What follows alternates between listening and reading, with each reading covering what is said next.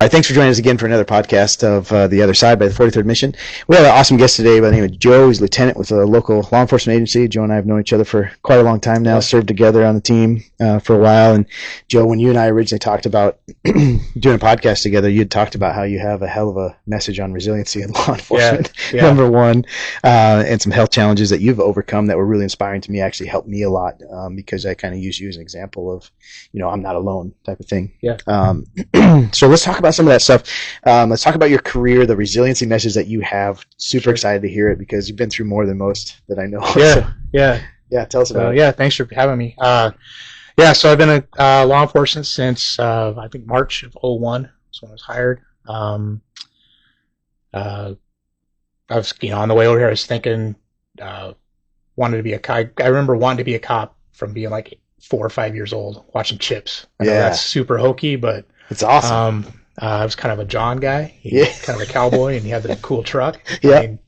Ponch was cool too, but 2001 got hired with a Eastern Washington agency, and actually came into the West Side. Went to my academy on the West Side. I guess the caveat to that is my father-in-law was a chief executive of that agency, which I didn't know was going to be an issue until I graduated the academy and got back home and realized very quickly that it was an issue for some people, including FTOs. So I started FTO prior to being a cop. I worked at Albertsons. I worked at a grocery store from the time I was 16 to the time I got hired. I did construction for a little bit in there. Got out of it. Did great in the academy. 90-something% average in the academy. Got back, and very quickly it was a different reality when I got back. So just a lot of mind games, and this was old school FTO too, where you get in and you didn't talk unless you were spoken to. Right. And, they had a thing that you would actually drive around and pick up the FTO at the front door of the station. Oh wow! They didn't. They weren't allowed to mingle with the troops at all. No going to coffee. You go to coffee. You would sit. You were lucky if you got to sit next to them at a different table, but sometimes you had to sit. That's across. Pretty good. I had to sit in the car. Yeah. Well, I had an FTO that. I had an FTO that he would take breaks during the shift and make me sit in the car while he would take breaks at different houses around the county. It was interesting. But anyways, I very quickly realized I wasn't doing well in FTO. The stress, I would go an entire shift and not eat the entire shift. I would be just sweating the entire shift. It was bad. Yeah. I remember I had a meeting. It was the Wednesday before Thanksgiving. I had a meeting with the FTO sergeant. He called me in, told me essentially, you're not doing very well. You're not getting very good scores, which I knew that, and made the statement that we think you'll be a good cop. You're just not going to be a good cop here because we don't have the time to train you how to be a cop. Okay. Got in the car, back in the car with the FTO. He asked how the meeting went. Said not very good. He told me at that agency they didn't pay rookies to work holidays, overtime, so all the rookies had holidays off. At least that's how I understood it. He told me if I were you, I would take Friday off and then submit your resignation on Monday and find a new job. Wow.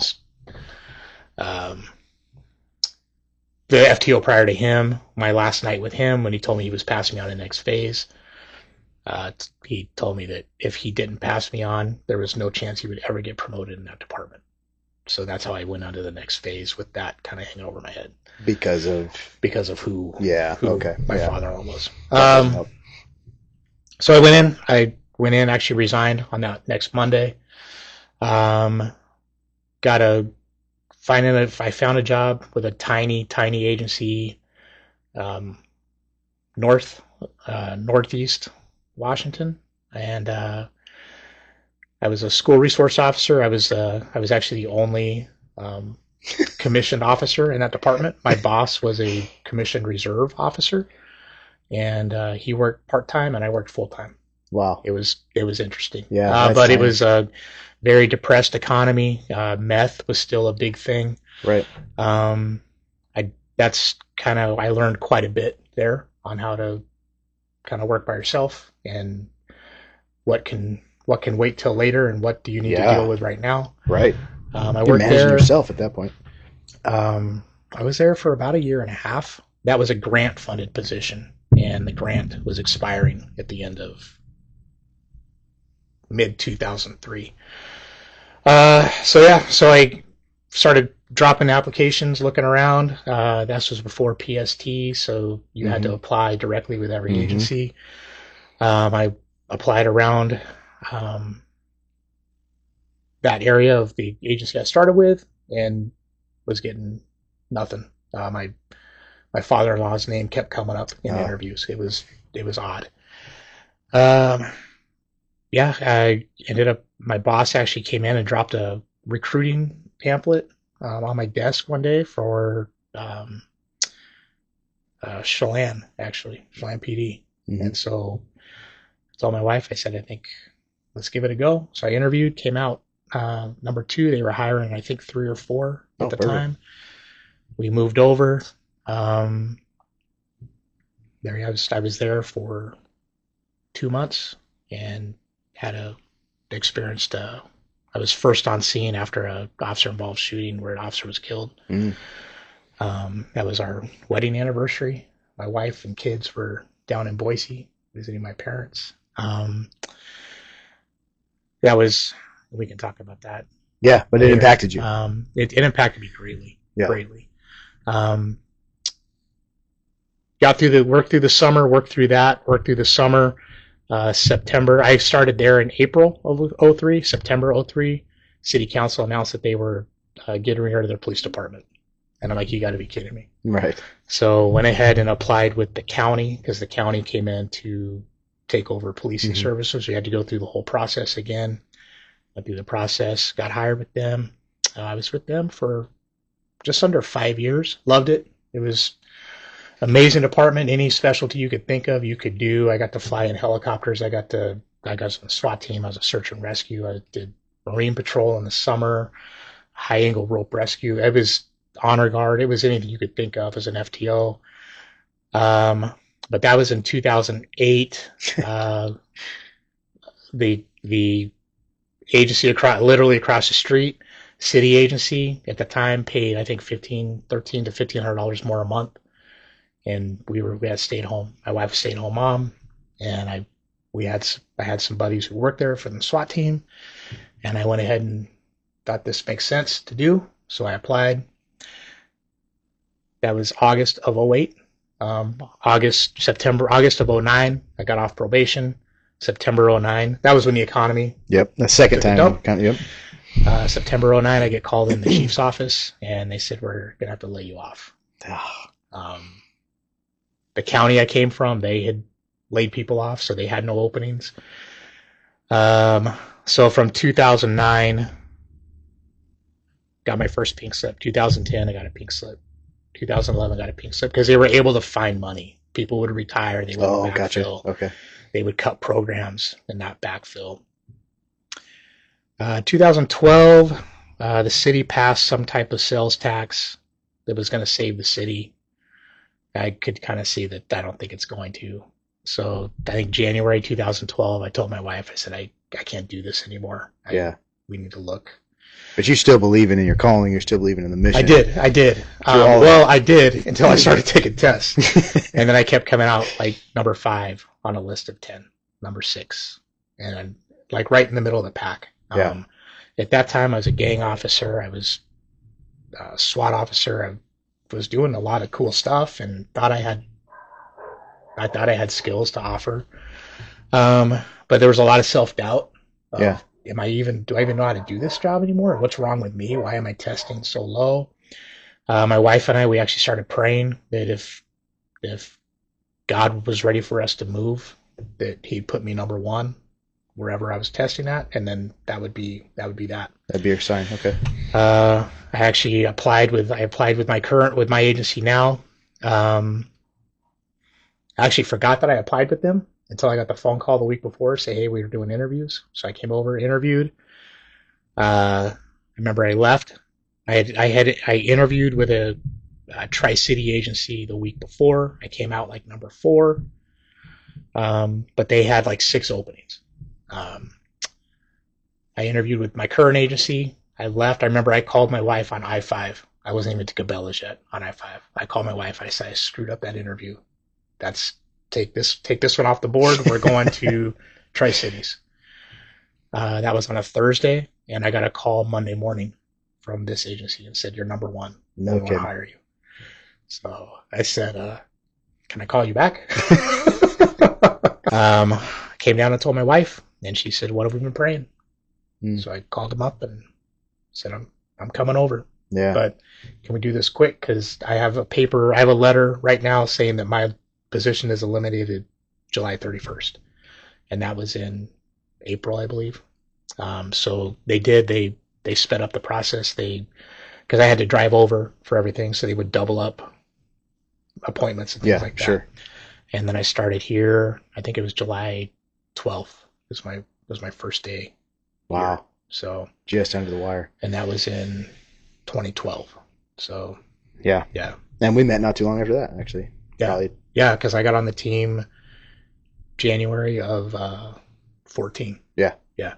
Yeah. Yep. What an amazing story. And I remember teasing you about how many agencies you've been through, and then we find out your story. Like, man, you've been through the ringer.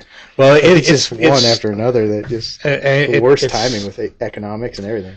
It's one of those things. I mean, when someone hears that this guy's worked at 6 agencies, I get that look. Yeah. Like, what's wrong with this guy? Red flag. Yeah. And then you have to kind of back it up and go, okay.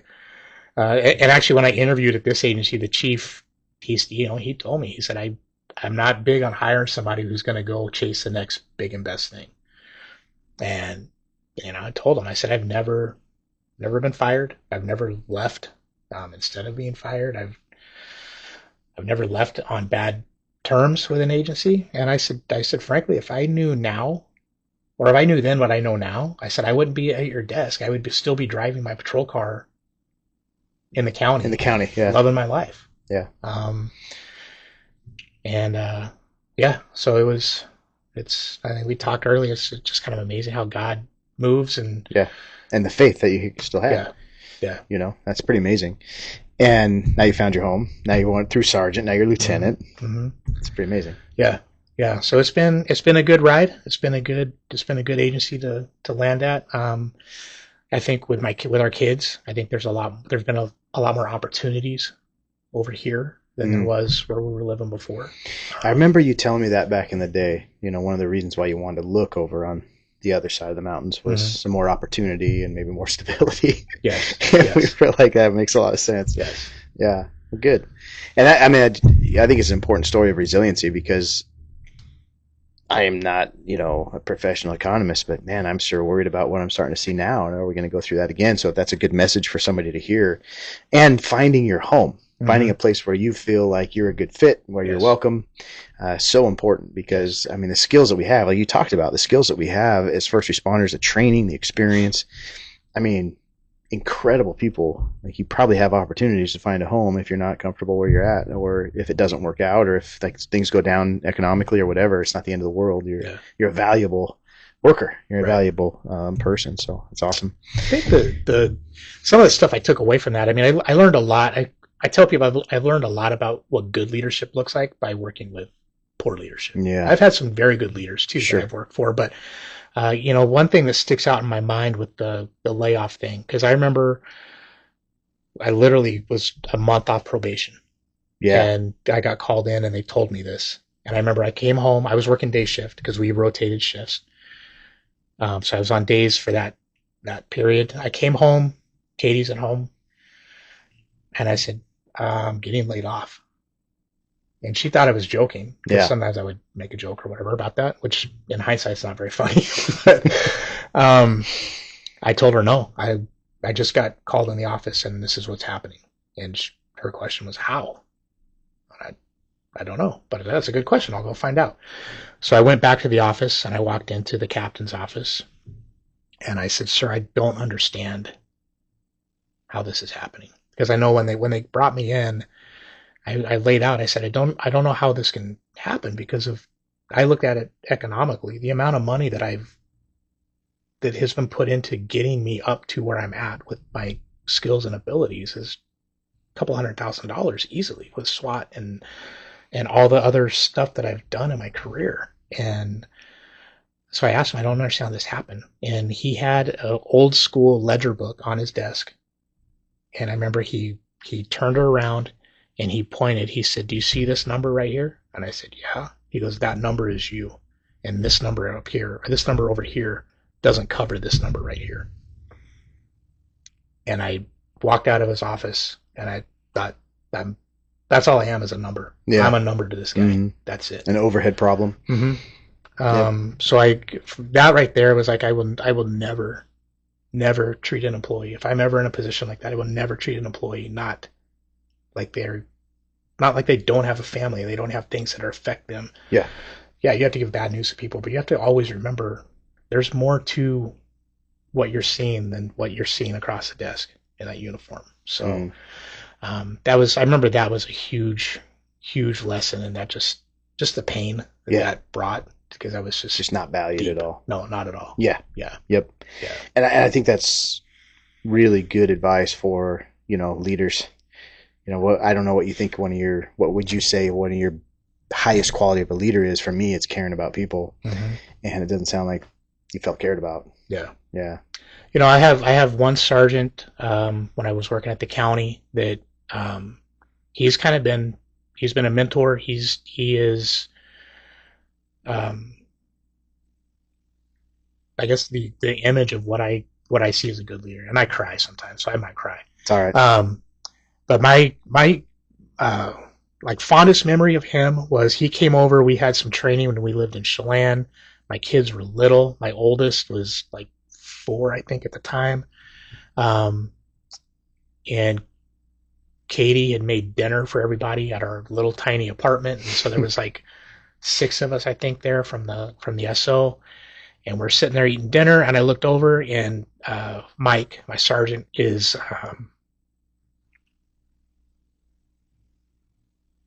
he's laying on the floor playing Hot Wheels with my son Jeff. Yeah. I mean, for whatever that just sticks. I like burned. I can see it like clear as day as we're talking here. It was just, I remember, and I worked with him, I think the entire time I worked at the county, and he was just that guy. He would just pour into people. Yeah. Right. He knew what was important to them. And he wanted to develop people. I think to be their best version of themselves. So, that's I think one extreme to the other. Yeah. Right. I actually had a conversation with him. It was about 6 months after I had gone to the city from leaving county, because I got there, and within that time I knew that this was not a good choice for me to make, because it wasn't what I thought it was going to be. Good people. It was a different culture, and it was a different. Yeah, I mean, sometimes not good. And that was before I had the financial talk with the bosses. I just knew there was something. Yeah. And I remember I met him. I said, I feel like I made the worst mistake I could have made, but I couldn't undo it. Right. It was not at that point. Yeah. So just, I think for me, just one extreme of leadership from one end to the other. It's so good, man, because especially you now as in a leadership role, remembering that, not treating people like that, mm-hmm. right? Like, you have to care about people. They have to feel valued and cared about, because when you're just a number, a line item, what's to keep you there? So that's such a good message. So reminder for you, reminder for me, reminder for you folks, care about people, make them feel valued. Can we talk a little bit about how the job has affected you? You talked about that one moment, right, mm-hmm. on your anniversary, how that affected you. And we go through things in our job that affects us, and sometimes it's cumulative or it just adds up, and maybe not a whole, but a little bit. Mm-hmm. We take a little bit with you, not the whole experience, but we do pretty good at compartmentalizing, but it always take a little bit with us, and eventually something happens. Mm-hmm. Tell us about what you've been through. Yeah, I mean, so I had that event. Like I said, it sticks on my mind for a lot of reasons. I mean, that officer he actually worked for the county. I was working for Chelan, and we were the only two cops working north of Wenatchee. So it and I can remember that day very vividly. Sure. Some of the things that I take away from that I remember, probably an hour, half hour to an hour before that incident happened, I responded to a call, and he got on the radio and asked if I needed assistance. And I told him, no, I'm good. And I think for the longest time, up until I actually, kind of started talking this through with people. Yeah.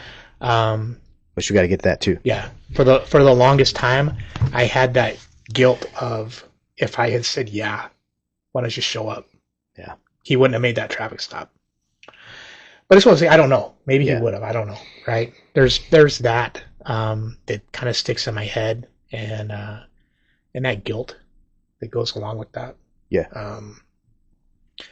And then I just remember when I got there, doing CPR, and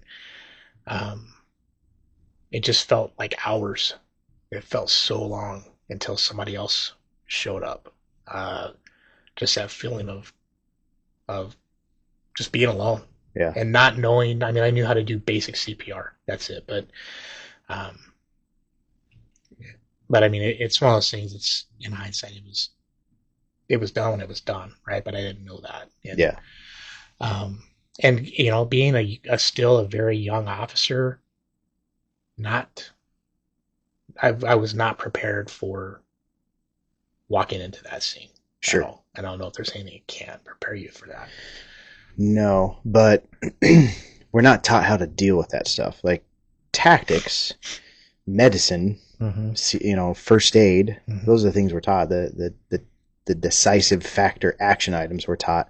But we're not taught how to deal with it in our own hearts, in our heads, because your brain is going to go through and your body is going to go through something there, right? There's emotions, like you said, and what I've learned is that's why we remember stuff so vividly, because there was emotion. When there's not emotion, we don't remember it because it wasn't that important. Right. But yeah, I feel for you, because we just weren't taught ever how to deal with that stuff. Did you go back to work right away?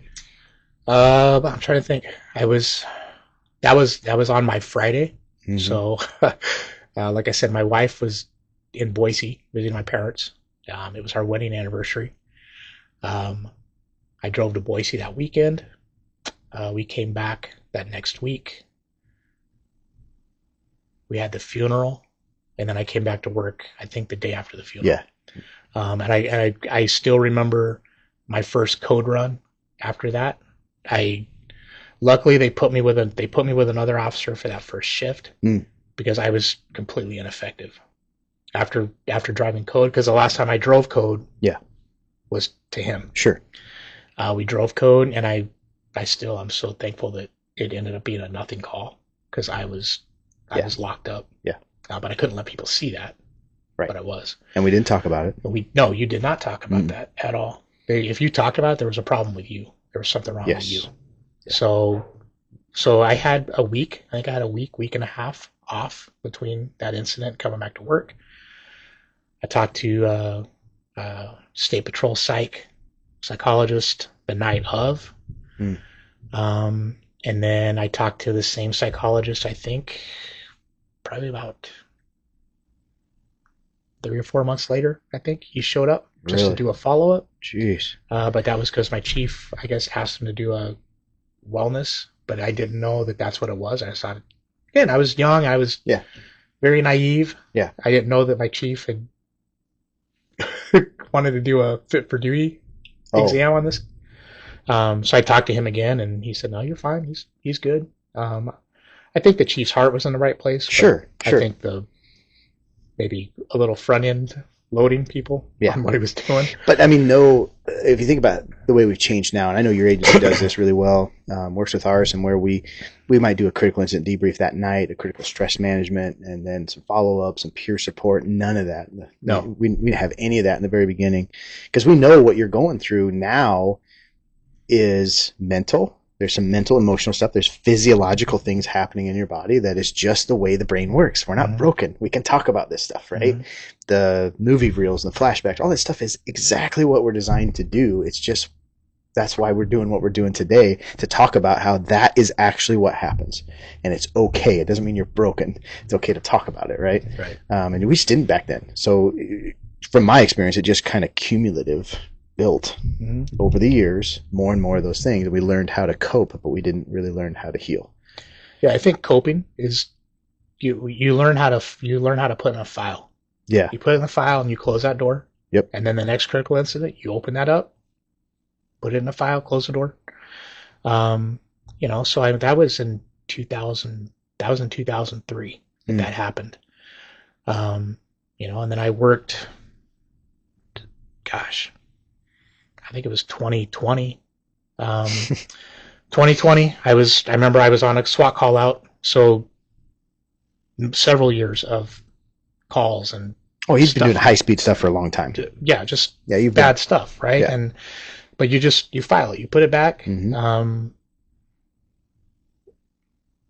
remember we were after we were done with the call out, talking with another guy on the team, and he made a comment that he talked to somebody, and we sat there, I don't know, probably half hour after the call out was done, just me kind of just picking his brain on, well, what are you talking about? What is this? What is? And then as a guy I highly respect, I remember thinking, well, if he does it, why can't I do it? Right. So I started talking with my therapist. I don't even know if she calls herself a therapist, but anyway, I started talking with her, and that year, and it was so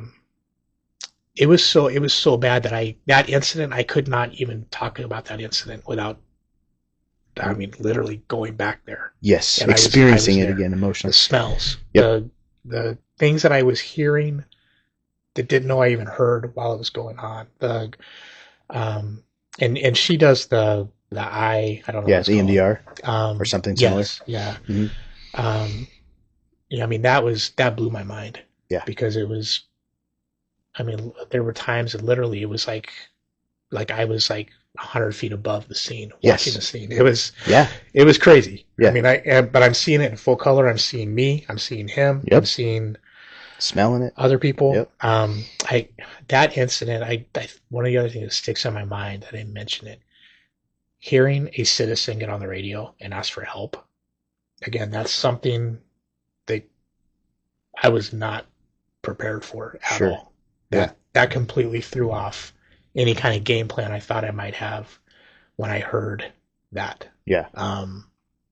But again, doing that therapy with her, I could hear that. I could, I could see myself in the car. It was wild. And we worked through it for a while. It was a long time that we worked through that. And I, obviously it worked. I can talk about it now. Yeah. I'm not losing. You're not experiencing it. And it's just a bad memory, but it's not an experience. Yeah. So. Yeah, I'm so glad you brought that up, because a couple questions I have. Is there any time when you were talking to that other operator, that officer, who we both have a lot of love and respect for, was there any time where you were like, man, you must be broken? Anytime you look down on him for saying, yeah, I'm talking to somebody, I'm getting through it?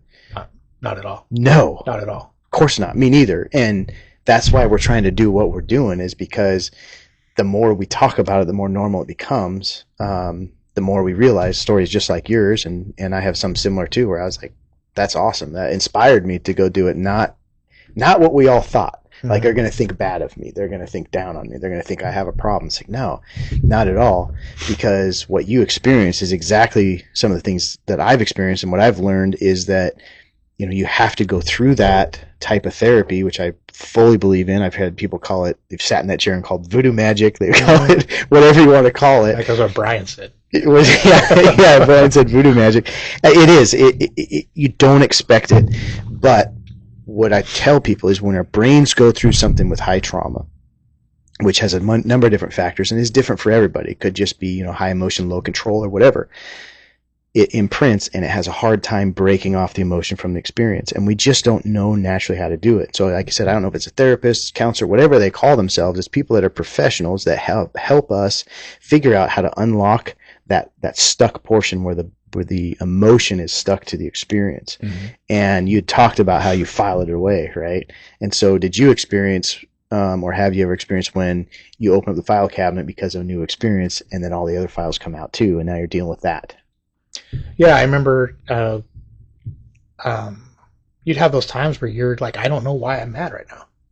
I don't know why I'm upset. I don't know why I'm sad. I don't know why. Yeah. But it would be after an incident. Sometimes it wouldn't even be a really bad incident. It would be something that maybe reminded you of something else. Right. Yeah. But yeah, it's and that's natural. It's normal. So I'm trying to get through to people. It is normal. We know that, like, I've been involved in training for 15 years, training people, high stress environments with, tactics and firearms and that type of thing. We still do it today. We still train high in stress because we know our brains will go back to the Rolodex of experience rather than create new ones in a high stress moment, right? That's just kind of how our brains naturally work. Well, this is no different. You're going to go back to your Rolodex of experience. It's going to remind you of other things. And if you haven't dealt with those things, if you haven't done through that therapy or EMDR or something similar, then all of a sudden those emotions come back up too. And that's kind of how I try to explain it, if that makes sense. Mm-hmm. And again, it happened to me, happened to Joe, right. And you're a super accomplished guy. Happened to other people I know. So it's just the way our brains work. You're not broken. None of us are broken. Mm-hmm. But here's the next question I have for you. Once you started that therapy, if you could have started it early in the career, especially when that first critical incident happened, would you have been better off? Oh, yes. 100%. 100%. And I know, and we've talked about it. I mean, I came up in the old school era of doing police work, and you have a bad incident on Friday. Okay, go home. We'll see you on Monday. Right. And if you talk about it, for me, there was always the stigma or the fear that if this is affecting me, am I going to lose my job? Yes. If I talk about it, or if I tell somebody, hey, I'm not doing okay with whatever. That was always the fear. Mm-hmm. Would I lose my job if this happened? I'm going to take my gun. I had a partner who committed suicide when I was at the county. And I remember that was talked about a little bit. But that was kind of the thought was, and I don't know what all he had going on, but I know that I had some conversations with folks that, if you talk about that stuff, you can't be a cop anymore if you're having those type of issues, right? So, which is not true. It's not true. But that's what we grew up being told and thought. And so you just stuff it down and you deal with it with alcohol or other things or whatever. Something either suppresses or some distraction or whatever. Mm-hmm. Yeah. And what I found to be true is that you're not going to lose your job for getting help. You're not going to lose your job for admitting that you're going through this. A lot of times it's because we just haven't dealt with what we should have. But you will lose your job if you keep delaying, because eventually it gets to the point where it just overwhelms you. Right. And that's where I think that's part of where the negative stigma comes from. And there has been some challenge with the L&I and stuff that, I've seen, but by and large, anybody nowadays that is asking for help is getting help. Right. And nobody's looking down on them, and nobody's necessarily losing their job right away, which I think is awesome. We've come a long ways. Yeah. I'm kind of jealous of the new guys. I'm extremely. I had a conversation with a young guy that and he went through some stuff, and I told him, I said, I wish what your agency is offering, they had offered to us when we were coming up, because they didn't. No. So I had stuff stuffed in there for 17, 20 years before it came out. I'm curious what would have been different if I had dealt with that stuff earlier. Yeah. And not had it just kind of backed up in there and logged away. Yeah, because then you got to deal with it all at once, which is rough.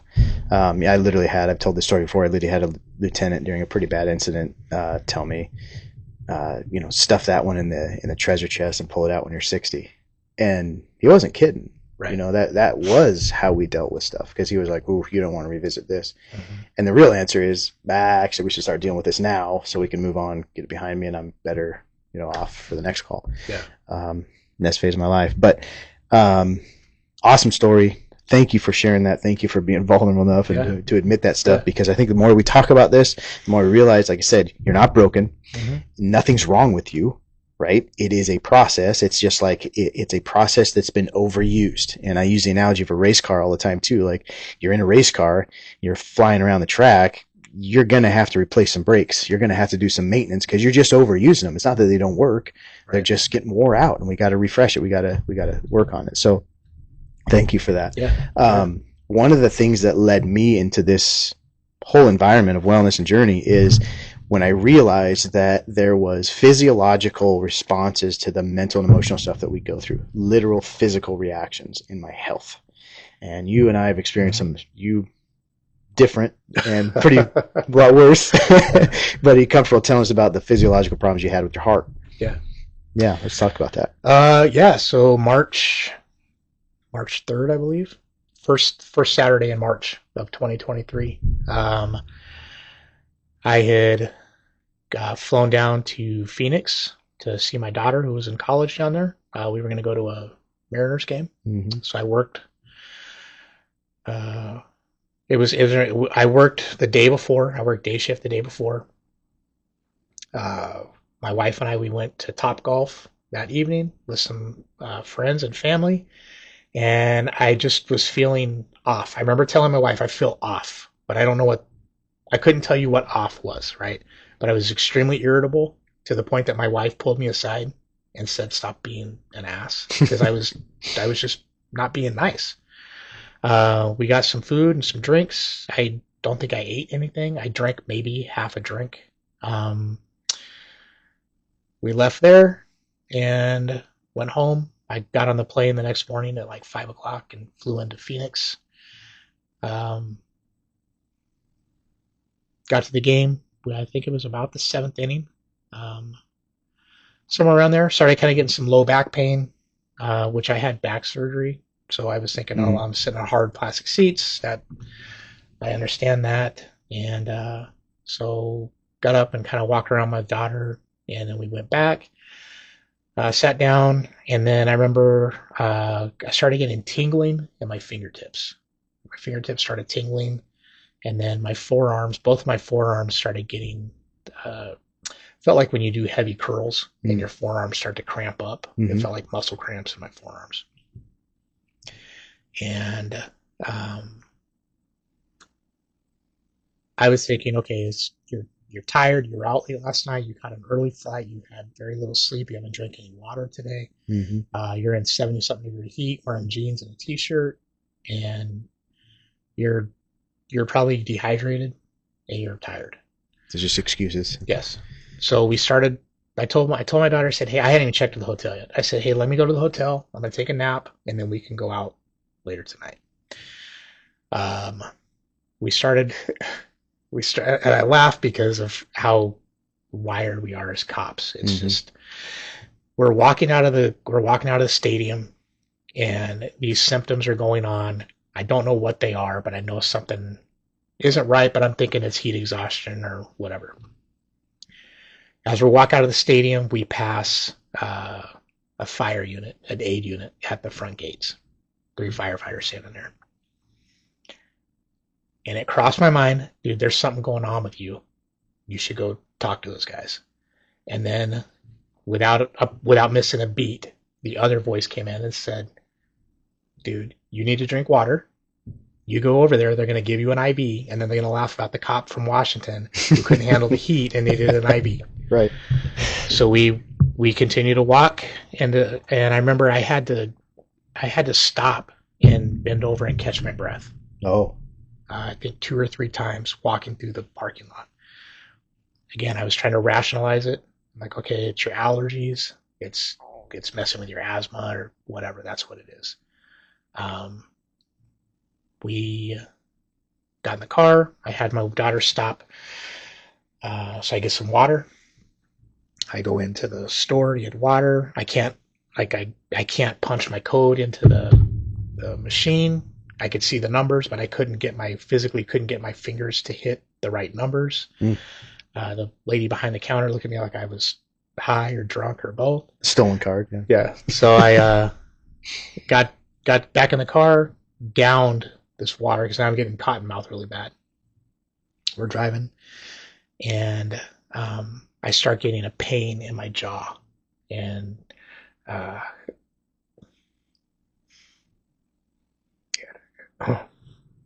I told my daughter, I said, we need to go to the hospital. And I said, where are we at? She said, I don't know where we are. Yeah. So she said, I'm just going to follow the blue H signs. I said, that sounds great. So we get to the hospital, it's actually a clinic. We get to the clinic. I walk in, and I'm trying to be all stoic and just be dad, right? Mm-hmm. So I told my daughter, I said, go park the car, and I'll meet you inside. I walked in, and I knew. When I felt the jaw pain, I knew what it was. That's the only thing I recognized, though, from training that I've had. Right. None of that shoulder pain and all that stuff that they talk about, yeah. I walked in, told the lady at the desk.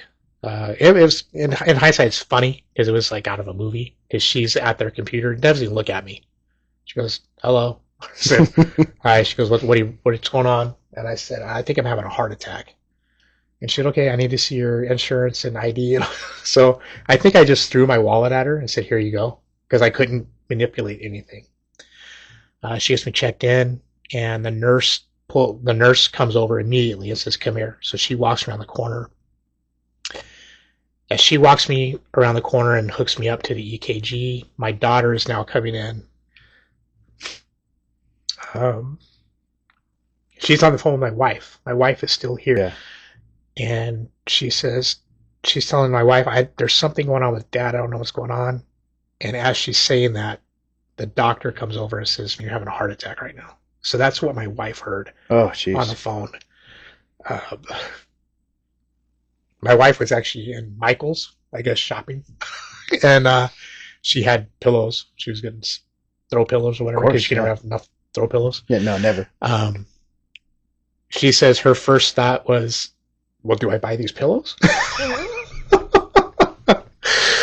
Yeah, so I had a 100% blockage in my right artery. Wow. It's the one that wraps around the front of your heart, not the widowmaker, which is behind the heart. Okay. They immediately got me on a table, started pumping me full of fluids. I just remember my daughter standing there just like helpless. Yeah. And again it's weird because I couldn't manipulate anything, but I had like a moment of clarity where I grabbed my phone and I told her, I said, hey, call your mom. I need you to call our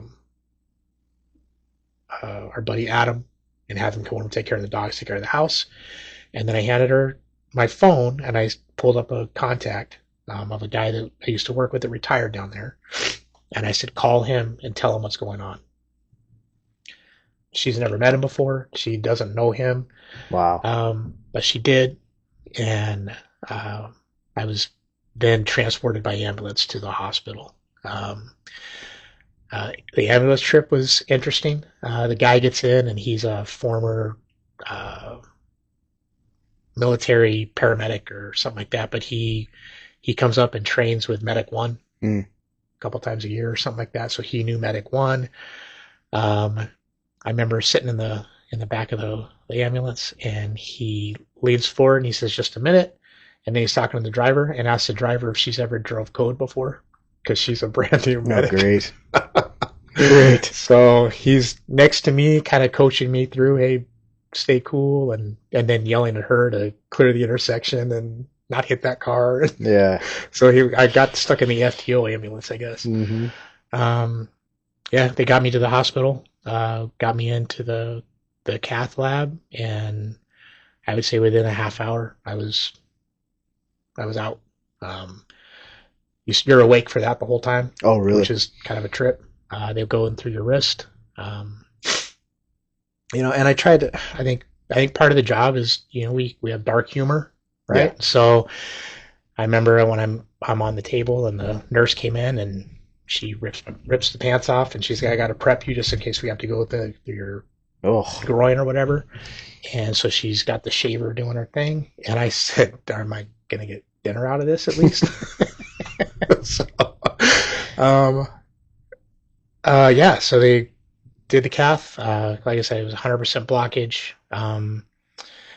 And afterwards, they told me if I had gone back to the hotel and taken a nap, wouldn't have made it. That it would probably not have been very good at all. So wow. And you're a healthy guy at this point. I mean, I'm healthy. The active. The hospital I ended up at was a teaching hospital. So you'd have the doctor and then the 4 little ducks come in behind every morning, and they'd ask, "What do you think's wrong?" And they'd go down it was just like on the movie. They'd go down the row and they'd all give wrong answers, and then the doctor would say, "No, this is actually what we're looking at." Blah blah blah. But the 3 days I was in there, the one question that sticks out in my mind is they all asked, "What do you do? What do you do for work?" And this was after explaining that I don't take heart medication. I never had heart issues or anything like that, because they said that the heart attack that I had, very uncommon for someone for their first heart attack to have one that severe, and that with that amount of blockage.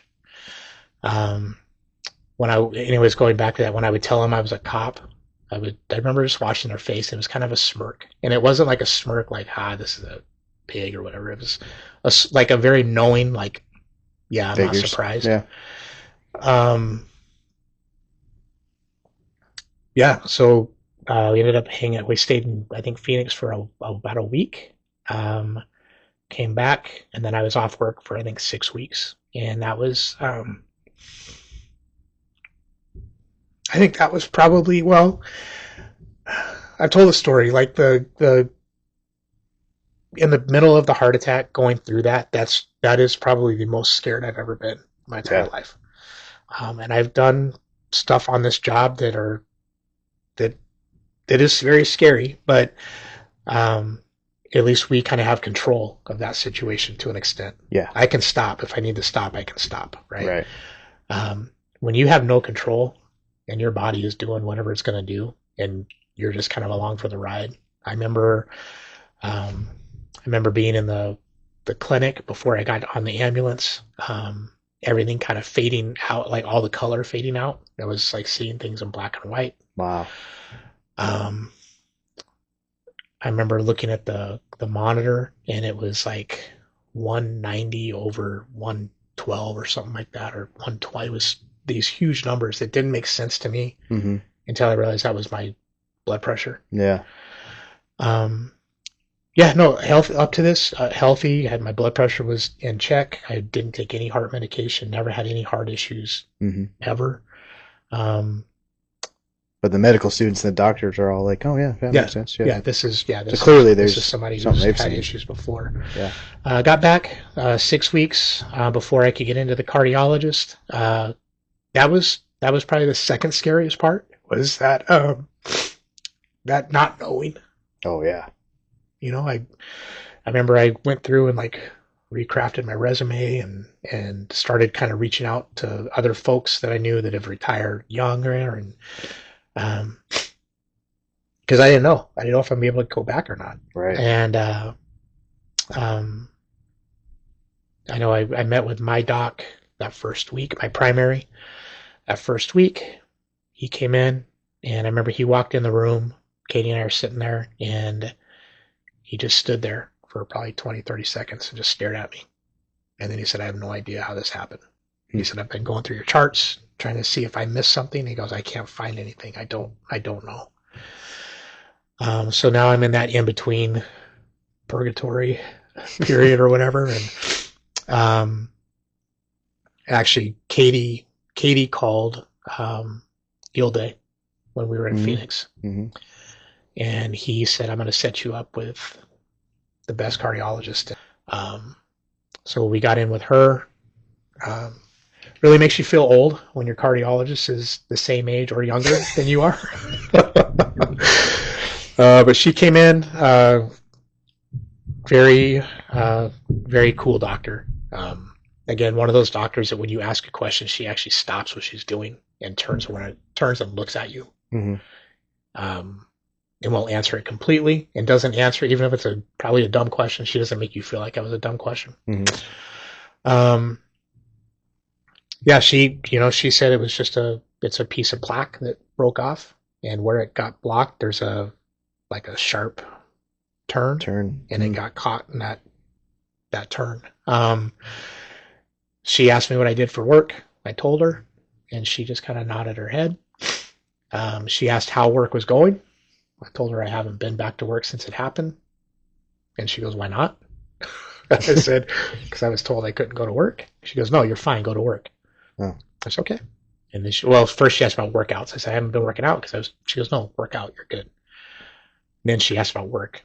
She goes, "No, go back to work." And I said, "Can you give me like 3 more days?" So, yeah, no, it's again, it's one of those things. There's really no, I think, as far as the cardiology part of it goes, there's no reason why it happened. Does anybody ever talk to you about the job keeps coming up, the stress or anything, sleep deprivation, anything that would have led to that? I mean, I've read stuff about that. I mean, I did, when I break it down, at that time, what was it? 22 years. I had been on graveyard roughly 15 years of that, which that's an insane amount of time to work a graveyard shift. Yeah. I've read several articles that's not good for you at all. On you, yeah. But no, from talking with my doctors and stuff, I've never had a direct correlation to this is that, right? But yeah, I'm very confident that it's the job, and it's the stress, and it's all the other stuff, and the poor nutrition. I mean, I tried to take care of myself. I tried to work out, but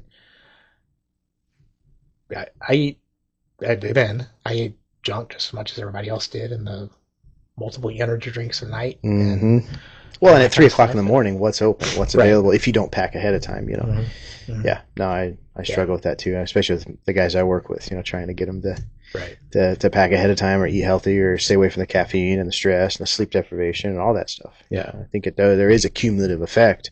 I'm not saying that it did happen, but it certainly contributes, What's changed since then? What have you changed? Yeah, so, I was telling my wife this last week, actually. I said, I don't like to be that guy who talks about the heart attack, because I'm sure people are like, yes, we get it, you had a heart attack. But for me, it's a marker, right? It's a marker in my life and my timeline, because there's pre and there's post. Yeah.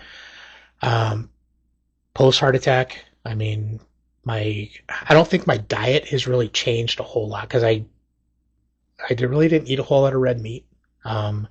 We kind of did a Mediterranean diet. That's kind of what my wife and I did anyways. But I'm much more aware of that kind of stuff. Like fried foods, I don't eat fried foods. Yeah. At all. Actually, the last time I had fried foods this year, I was at a Mariners game and I had fish and chips. And the next day, I felt like I was hungover. It was crazy. Really? Yeah, and that's the first time I'd eaten anything like that since the heart attack. The diet, making sure that I stay active in weights and cardio, and as much as I hate cardio, but just making sure I'm staying active. And for me, it's I want to be a good example for my kids. Yeah. Right.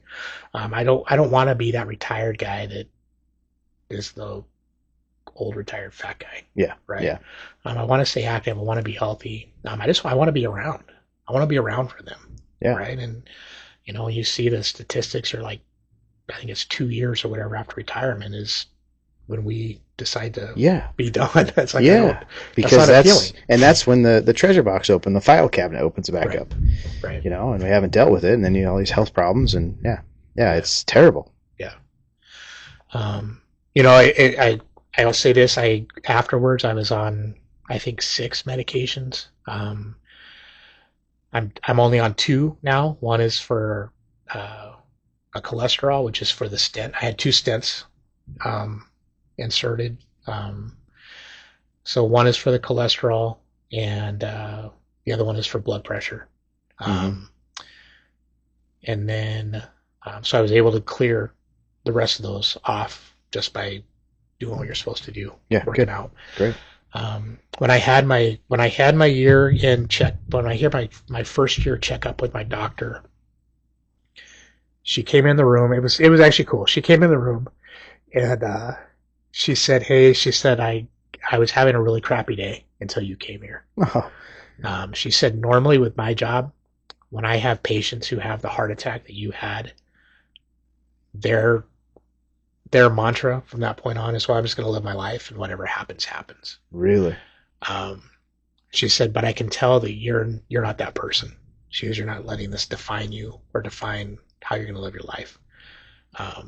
She said, again, she's funny. She's very, she's just a very cool person. She told me, she said, if I was looking at your charts, and then she stopped, she goes, "Well, I'm actually pretty good at what I do, so I know what I'm looking at. But if I was a regular doctor and I looked at your chart right now," she goes, "I would have no idea you had a heart attack a year ago." That's awesome. She pulled up a picture of my post-heart attack EKG. And she pointed out, she said, because when you have a heart attack, the muscle actually dies, and that muscle never comes back. Once it's dead, it's dead. So she pointed out a picture of my heart, and she said, "You see this portion here on the right side of your heart where it's black?" She said, "That's dead tissue," which was pretty depressing. Yeah. But she said, "But what I like to see, and what's cool with this is, so you've got the heart, then you've got this like pocket of black around the edge, but then around the outside edge of that, there's this thick white, bright white line." She said, "That thick white line," she goes, "that's where your other muscle is now strengthened to support that muscle that's not there anymore." Cool. To take over. So she said, "That tells me that you've been taking care of it. You've been doing what you need to do to strengthen that heart muscle up again." Mm-hmm. So to hear her say that, "Hey, if I didn't know, I wouldn't know that you had a heart attack a year ago," yeah, right? It was cool. It was I can't really put it into words. It was, yeah. Well, man, I'm I'll proud tell of you. myself walking out of there. So yeah. Yeah, no kidding. Good for you. Yeah, as you're telling this story, what I'm hearing is that it's reversible.